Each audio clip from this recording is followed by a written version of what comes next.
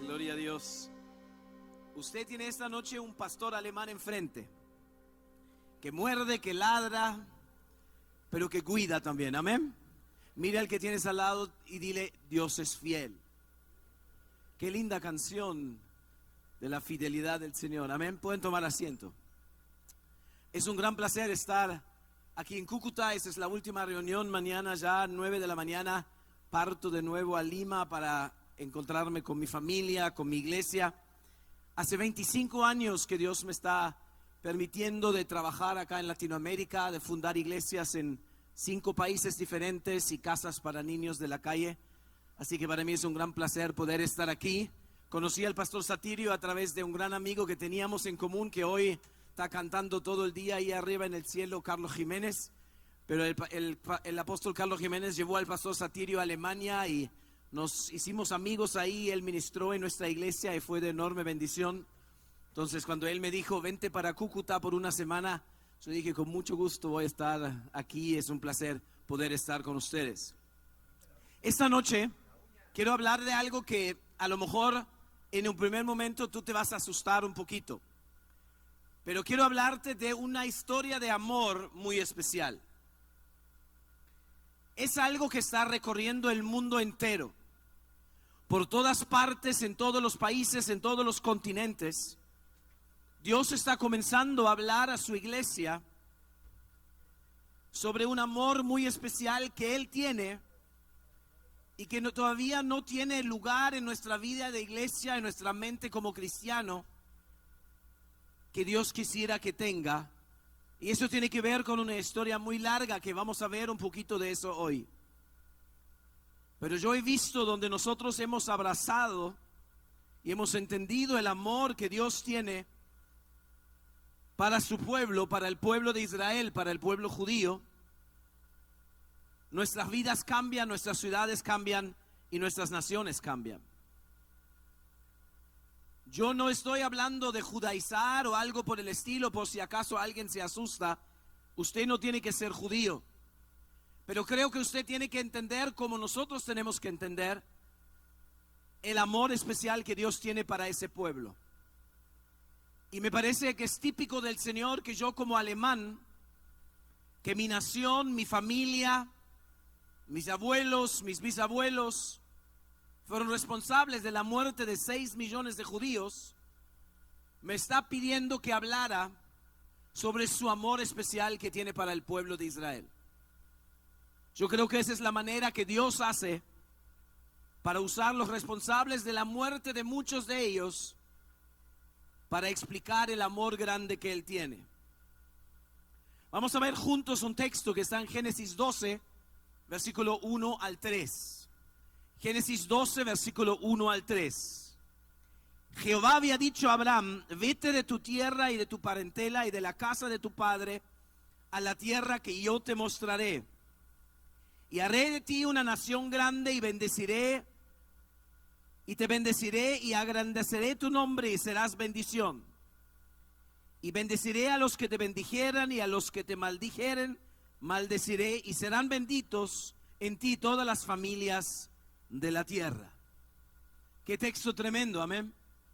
Dios le está hablando a Abraham, y después de mucho tiempo de caos, mucho tiempo de destrucción. Acuérdense que después de la caída, después que Adán y Eva fueron echados del Edén, viene la situación con Caín, Abel, viene la situación de la Torre de Babel, viene la destrucción del mundo. Y el único sobreviviente es Noé. Y recién ahí, en el tiempo de Abraham, Dios vuelve a aparecer con un plan, con una idea, con algo muy especial para decir: yo quiero cambiar este mundo, yo quiero volver a tomar las riendas de este mundo. Y lo hace hablando con un hombre, con Abraham.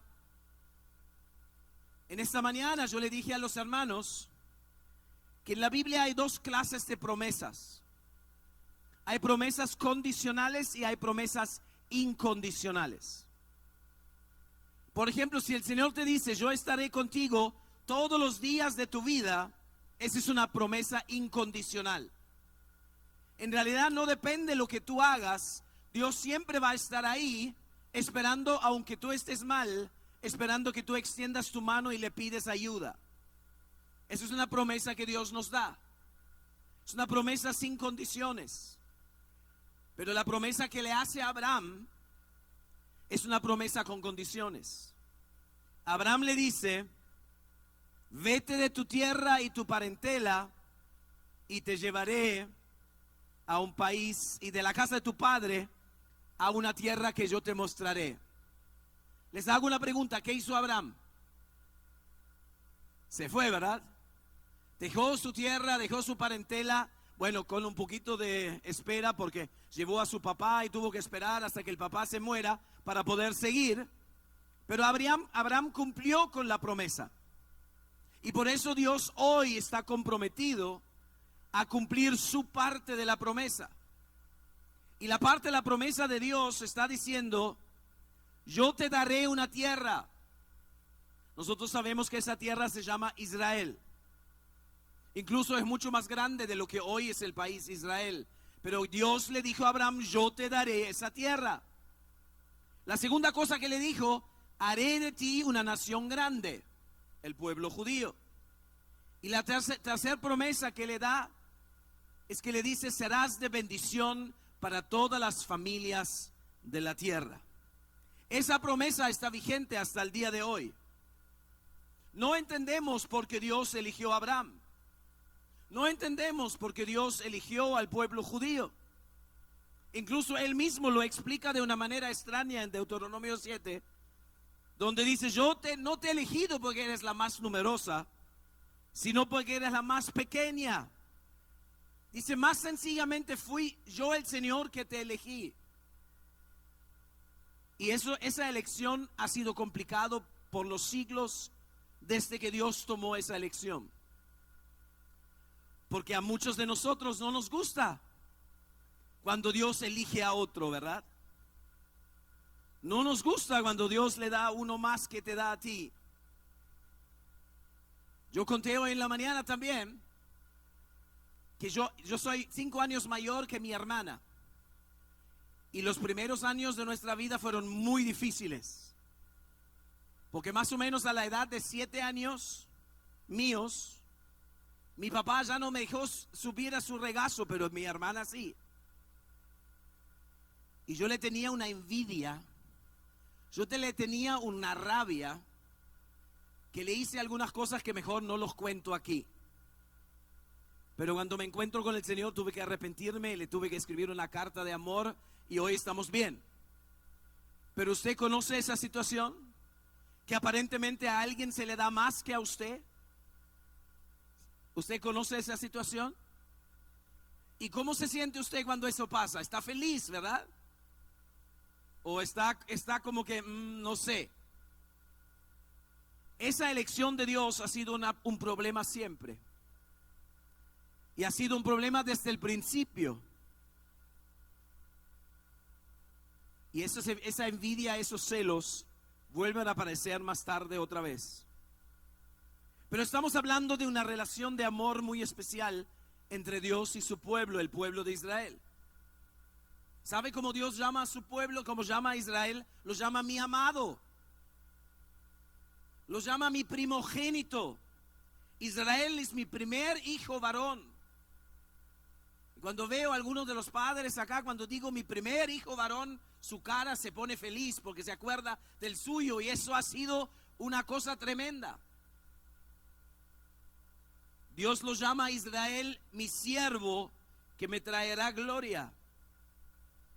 Y creo que tenemos que entender que la relación de Dios con Israel no es una relación fría. No es una relación calculada, los elegí y ahora bueno, vamos a ver qué hacemos. Sino es una relación muy emocional. Dios está diciendo hasta el día de hoy, yo amo ese pueblo, yo lo elegí. y lo amo con mis emociones.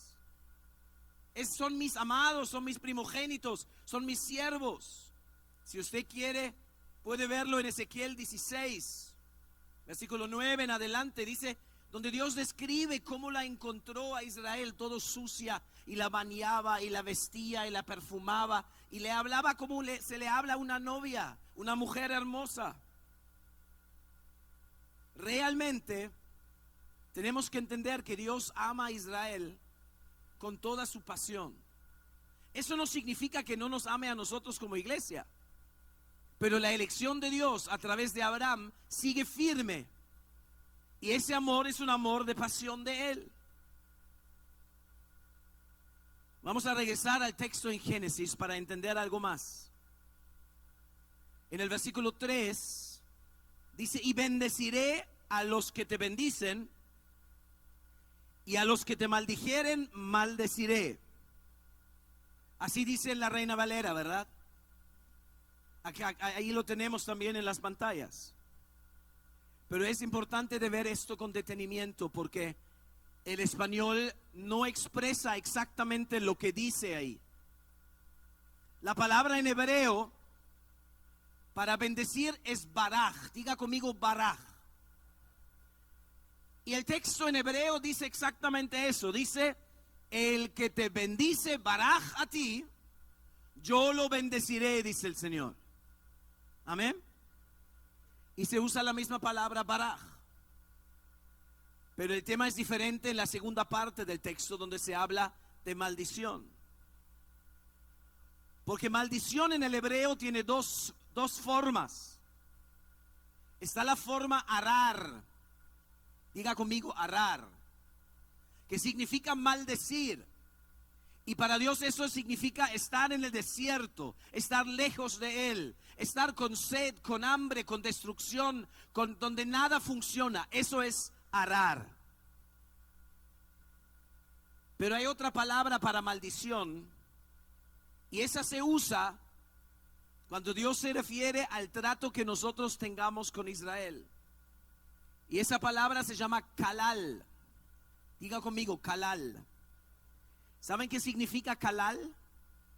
Kalal significa despreciar, significa ser indiferente, significa tener de menos, significa poner de lado o poner de costado, no darle importancia o ser indiferente. O sea, la frase en realidad en el hebreo dice, yo, Dios, maldigo a todos aquellos con la maldición de arar, con el desierto, con el estar sin mí todo el tiempo, aquellos que tratan a Israel con indiferencia, que tratan a Israel con desprecio, que tratan a Israel y lo dejan de lado o lo rechazan. Yo sé que acá en este lugar seguramente no hay nadie que estaría maldiciendo en el sentido español al pueblo judío o a Israel. Pero Dios está hilando mucho más fino. Él dice, donde usted y yo despreciamos a su pueblo elegido, a Israel, al pueblo judío, donde lo rechazamos, hasta donde somos indiferentes, estamos bajo maldición. ¿Se entiende que eso es serio? ¿Se entiende que eso es serio? Yo vengo de un país, Alemania, donde en los años 39 al 45 se asesinó 6 millones de judíos. Y obviamente no todos los alemanes estaban matando gente, pero toda la población se quedó indiferente cuando se llevaban a sus vecinos, cuando se llevaban al de enfrente, cuando comenzaron a quemar sinagogas, cuando comenzaron a quemar libros, y cuando empezaron a desaparecer los científicos, los músicos y los judíos a su alrededor, que eran alemanes como ellos. Lo mismo pasó en Polonia, en Ucrania, y en Hungría, en Rumania, en otros países en Europa. Fue posible, ¿por qué? Porque la iglesia y porque cada uno de los que vivían ahí no habían entendido que la indiferencia nos hace igual partícipe de lo que está pasando. Es fuerte, yo lo sé, pero parece ser que a Dios no solamente le interesan nuestras acciones, sino también le interesan nuestras actitudes. Dile al que tienes al lado, Dios no solo interesa tus acciones, le interesan tus actitudes. Y a lo mejor es tiempo de revisar nuestra actitud hacia Israel. Mucha gente me dice, yo amo a Israel. Yo también lo decía. Me dicen, yo oro por Israel. Yo también lo hacía. Y muchos de nosotros en la iglesia en Alemania lo hacíamos. Yo andaba con Estrella de David toda mi vida, consciente, digamos. Y quería tener mi luna de miel en Israel. Me casé en Argentina y terminé yendo a Disneylandia, que no es lo mismo, pero bueno, me casé en Argentina, era más lejos ir a Israel. Pero cuando Dios comenzó a hablarnos de este tema, a mí también me habló, me dijo, ¿cómo tú puedes ser indiferente a alguien que yo amo mucho? Y yo te quiero pasar esa pregunta, ¿cómo tú puedes ser indiferente a alguien que Dios ama mucho y pretender que Dios esté contento? Nosotros vivimos eso en nuestra iglesia. El pastor lo conoce. Todo lo que hemos hecho, estuvimos más de 20 años buscando un lugar donde tener el templo. Los últimos 12 años la pasamos en carpa. En Alemania en invierno hace 15 grados bajo cero. Eso en carpa no es fácil. Cuando salimos a predicar el evangelio, nos tiraban tomates, piedras y otras cosas. La alcaldesa, que por 20 años fue alcaldesa del pueblo o de la ciudad, no lo recibía al pastor nunca. Y había un problema legal porque la ciudad tiene derecho de compra en todo terreno más grande antes de cualquier otro. Y cuando la iglesia quería comprar un terreno, la ciudad decía, no, nosotros lo necesitamos. Y hasta que ellos no lo soltaban, no había forma. Cuando Dios comenzó a hablarnos de que Él tenía un amor especial por Israel y Él quería ver la misma actitud de nosotros, nos arrepentimos. Fueron meses y meses donde empezamos a revisar nuestra propia vida, la vida de nuestra familia, para pedirle perdón al Señor por ese desprecio y esa indiferencia. Y comenzamos a honrar a Israel y honrar la vida judía. ¿Y sabe lo que pasó? La alcaldesa no ganó las elecciones, aunque hubiera sido fácil para ella ganarlas. Lo ganó un joven con raíces judías. Y lo primero que hizo, lo llamó al pastor y le dijo, la ciudad le va a dar a ustedes el terreno que ustedes necesitan.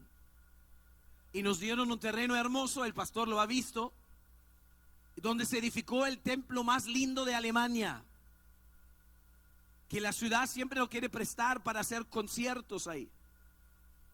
¿Por qué cuento eso?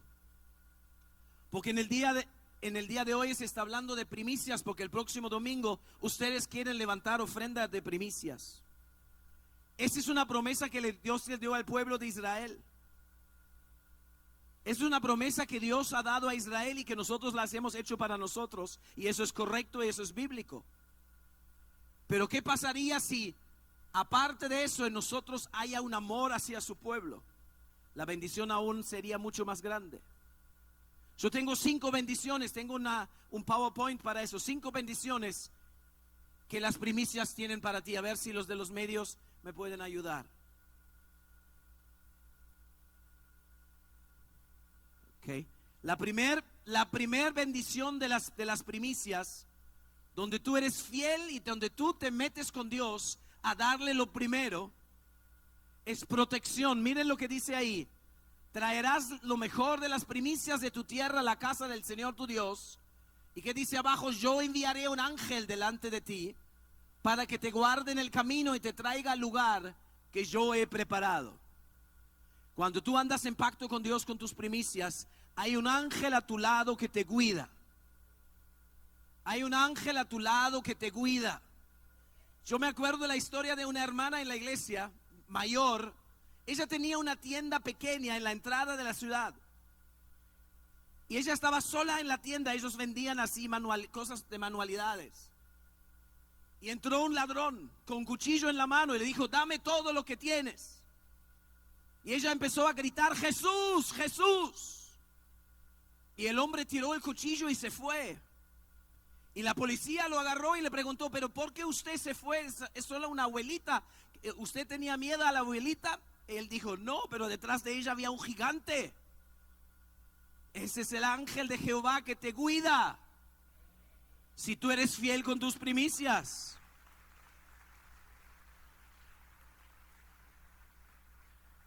La segunda bendición de las primicias es para tu descendencia.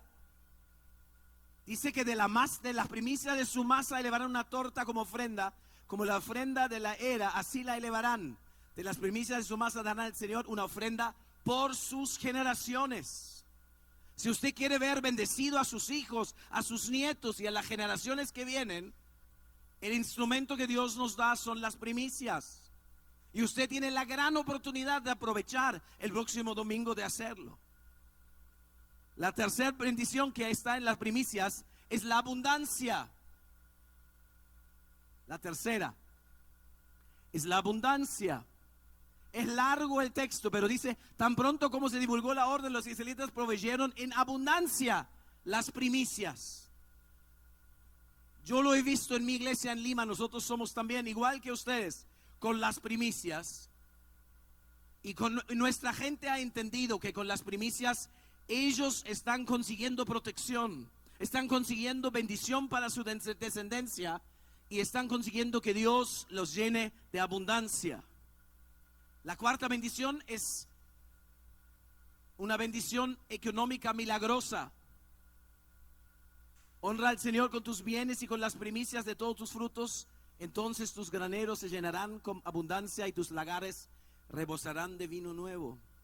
¿Usted sabía que con su primicia usted puede determinar cómo va a terminar el año? Eso es lo que dice aquí. Si usted da su primicia, usted define que sus graneros sean llenos y sus lagares sean llenos de vinos, rebosarán de vino nuevo. Usted tiene la capacidad, Dios le da la capacidad con las primicias de definir cómo será su año económico. Aprovéchelo el próximo domingo, se lo recomiendo. Y la quinta bendición habla de que Dios, porque en mi santo monte, en el monte alto de Israel, declarará el Señor Dios, allí me servirá toda la casa de Israel, toda ella en esta tierra, allí los aceptaré y allí reclamaré sus ofrendas y será como aroma agradable. Y al final dice, yo gobernaré sobre ellos, yo seré su Dios. Hermanos, con las primicias usted desata el gobierno de Dios en su casa, el gobierno de Dios en su familia, el gobierno de Dios en el lugar donde usted vive. Yo trabajo en Lima, Perú, en una iglesia en una zona súper peligrosa. A partir de las 8 de la noche ya no entra taxi ahí porque es peligroso. Pero yo camino ahí bajo el gobierno de Dios. A mí me robaron el celular y yo hice el culto, y después del culto el muchacho estaba en la puerta para devolvérmelo, porque él entendía que hay un hombre aquí que está bajo el gobierno de Dios, porque yo soy fiel con mis primicias. ¿Te das cuenta que no podemos perdernos todas estas bendiciones? Pero ¿cómo puede ser que buscamos bendiciones que fueron dados primeros a Israel, pero Israel no nos importa? Israel está ahí de costado.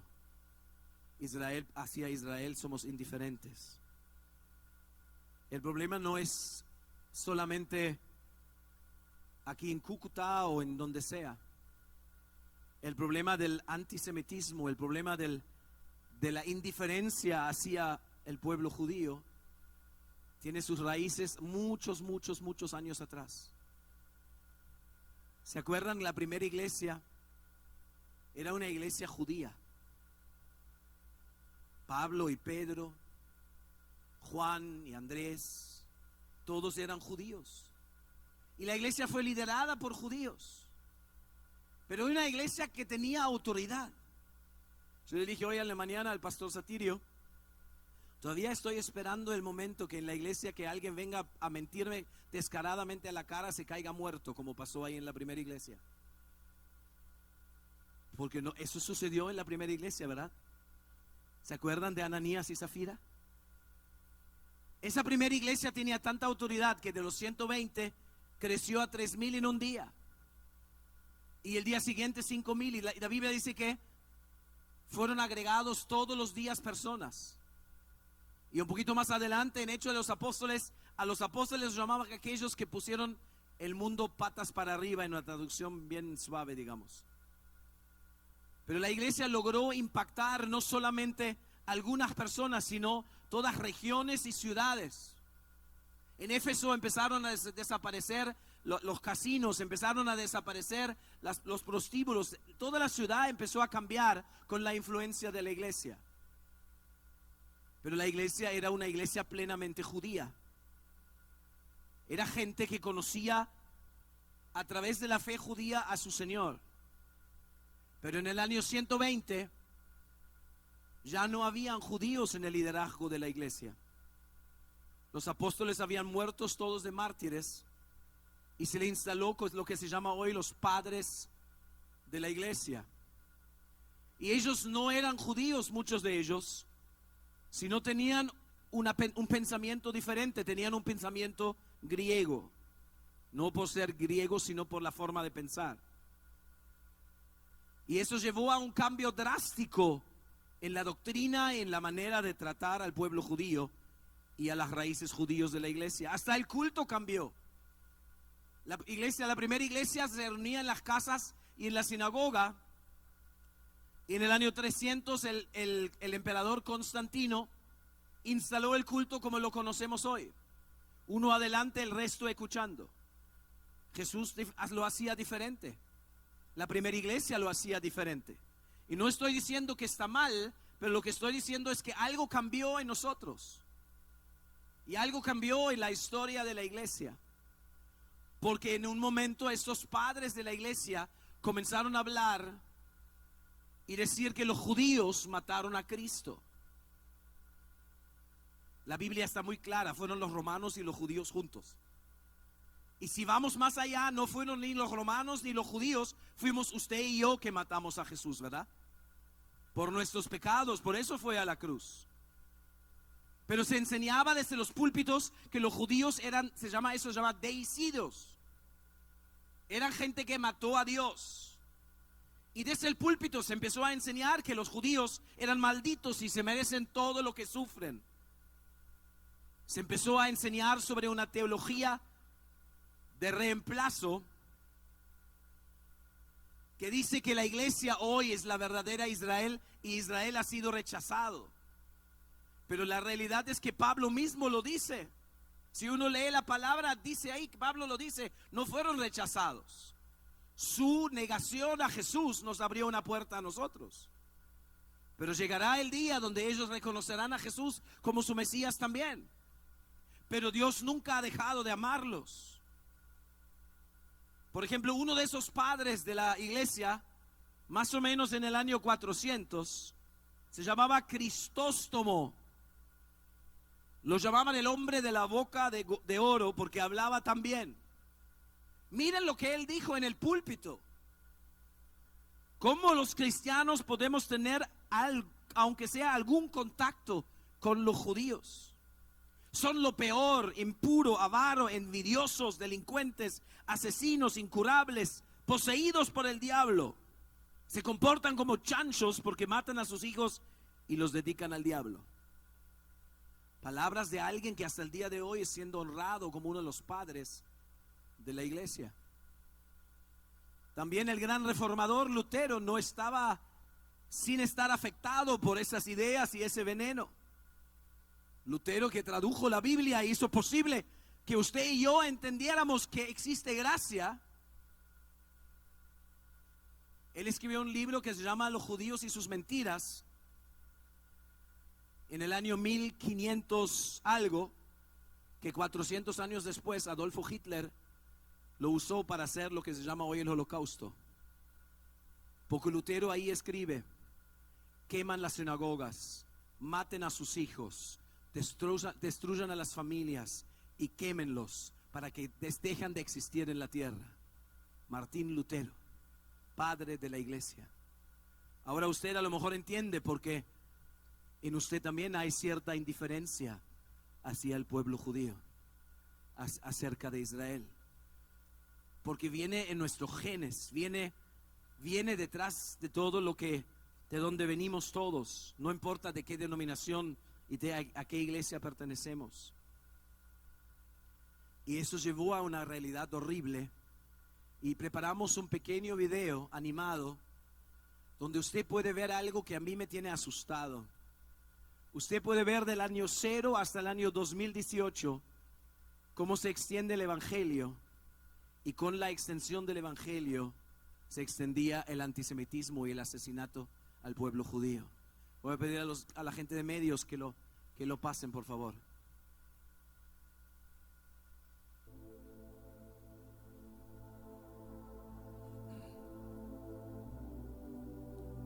En la esquina ahí arriba van a ver el año 0. Ahí empezamos en 0 y ahí va subiendo años después de Cristo. Como el evangelio se está extendiendo, se ve en la parte amarilla. Pero ya en un ratito van a empezar a ver llamas de fuego, que son lugares donde se asesinó, donde se mató a judíos o donde se quemó sinagogas. Estamos en el año 300, donde está empezando. Ya toda la parte mediterránea ha sido evangelizada, pero por todas partes también, por el mensaje del evangelio, llega también el mensaje antijudío. Año 500. Se está extendiendo más al este. En el concilio de Toledo 589 se obliga a los judíos a bautizar a sus hijos.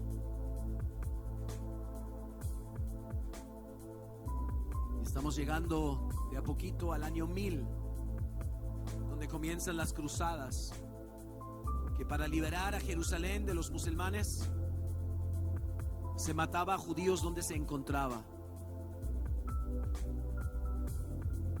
pensando que se le hacía un favor a Dios, porque eso fue lo que se enseñó desde los púlpitos. Ahora se va a ver el año 1096, la primera cruzada, y ahí seguía todas estas llamas, es judíos asesinados y muertos. Roma del 1239 el Papa Gregorio ordena la destrucción del Talmud. Y ya estamos acercándonos a los años donde se viene descubriendo a Latinoamérica y América. 1492 la Inquisición, 97 la expulsión de los judíos de Portugal, y en el siglo XVI y XVII la Inquisición aquí en Colombia, especialmente en Cartagena, donde la idea era encontrar a judíos para poder matarlos. En Lima también. En Lima se mataron 86 personas y 68 eran judíos.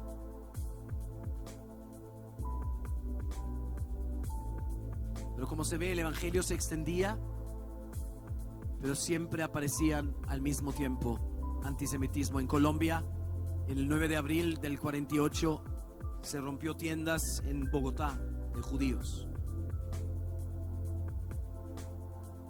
Año 2018. Se ve que la extensión del cristianismo llevó también a la extensión del antijudaísmo y de un odio hacia los judíos. ¿Qué creen ustedes que pensaba Dios de todo eso? En Zacarías 2:8 el Señor dice: la nación que toca a mi pueblo, me toca la niña de los ojos.